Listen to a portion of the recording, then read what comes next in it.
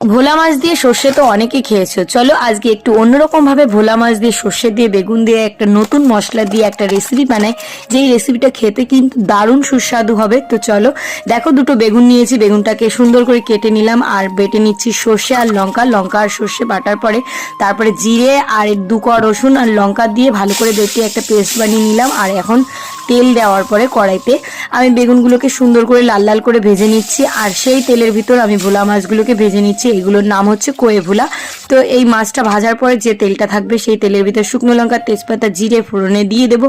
তারপরে যে মশলাটা আমি বেটে রেখেছিলাম সেই মশলাটা দিয়ে দিলাম, আর নুন হলুদ দিয়ে ভালো করে কষানোর পরে এই যে সর্ষে বাটার ঝোলটাকে ছেঁকে রেখে দিয়েছিলাম, মানে ছাকটা দেবো না, তার ভিতর নুন হলুদ দিয়ে যখন মাছটা ফুটে আসবে তখন আমি আর কি মাছটা দিয়ে দেবো। তারপরে দেখো ফুটে আসার পর একটু ধনেপাতা গার্নিশিংয়ের জন্য দিয়ে এইভাবে নামিয়ে নিলাম বেগুন দিয়ে ভোলা মাছের ঝোল।